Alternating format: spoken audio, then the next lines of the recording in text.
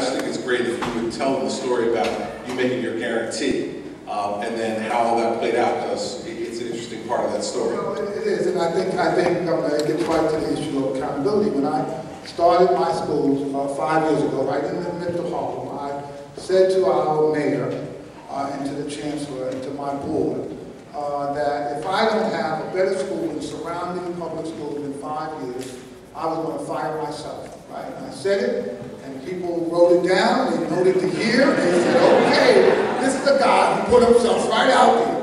And then when they left, I got my whole staff together, and I said, "But you all know I'm the last one leaving."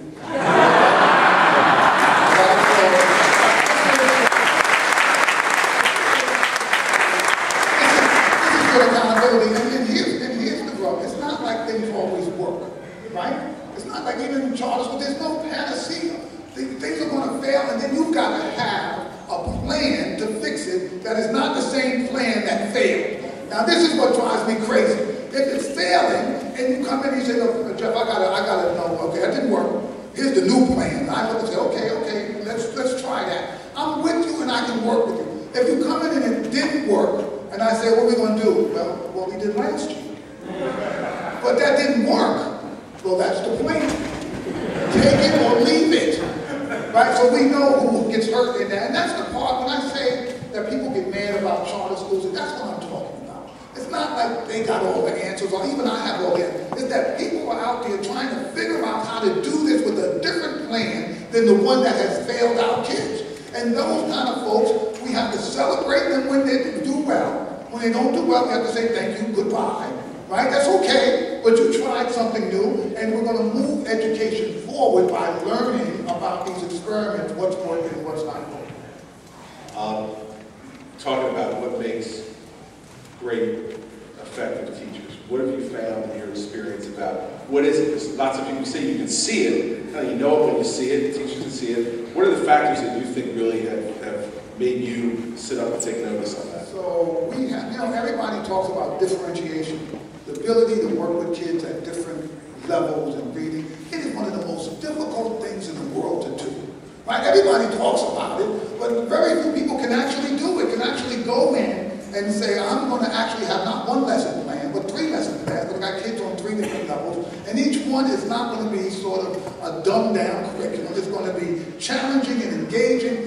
When you stand in front of that classroom as a teacher, which I did, it is a huge challenge because you are locked in there with those young people and you are always on. And so this is what I find. It takes folk who are prepared to say, "You know what, Charlene didn't do well because I didn't have the right strategy for her." Right? And now I'm trying to figure out what that is. That's the person I want to hire. You say the kids are not doing well because then you admit, "I need to know something, I need to do something, I need to figure this out." The person who tells me, "Well, she didn't do well," because you know what, she's just not that together, Jeff. She really, we talk to her, and if you really met her, you understand, she's not, right? But that person I don't want, because there's no chance that that person is going to say, "I need to change my skill level to help this child." And I find great teachers are always growing. They're always looking at other places and other people and saying, "Wow, I never thought about that. That's a great way to teach American history. Let me try." See, they're improving the science of education, and I think that's what we need. So this issue of, are you still learning? Are you still engaged? And here's the last thing I'll say. Great teachers have stamina. You see them 8 o'clock in the morning, and they're engaging kids. You see them 12 o'clock in the afternoon, they're still on. You see them 3 o'clock, they're still going at it. They're the ones hanging around 4:30 still. That kind of staff is, and to be able to do that over years. See, some people, they're going to do that for a year or 2. They're like, "I'm getting out of this profession. This thing ain't working." Right? This is really hard, because it is hard work. Anybody who's taught it, they know what I'm talking about.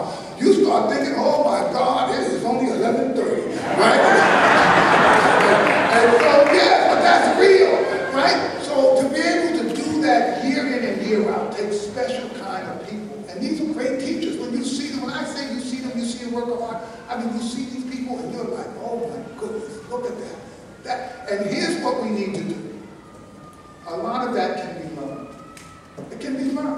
And part of what we have to do is liberate our system so our teachers can actually see what it looks like and what it feels like to be at that level of professionalism. And then we have to reward them, right? Can I just give you one reason this whole merit pay thing is We got merit pay next, so roll right into it. I love this guy. The government never going to invite me to come and meet with them again. Teachers get this. Teachers understand what I'm saying. We want our best teachers with our most distressed students, right? The ones who, but here's the deal in education. Say, how'd your kids do? Well, 49% of them pass. Oh, not a good teacher. Well, no, wait. What if only 23% of those kids started on grade level when you got them? Then if you went from 23 to 49, you are like a superstar. I'm going to look and say, let me get that teacher in, because then, now, the system doesn't acknowledge it or reward it. So if I'm a great teacher and I know, look, if I go in the most challenging part and I improve these kids, I get no credit. Because they're going to look at the teacher that got 90%, but they started with 90%, right? So you know what I'm saying? So if you think you're a great teacher, the only time you get acknowledged is if I'm with the best kids.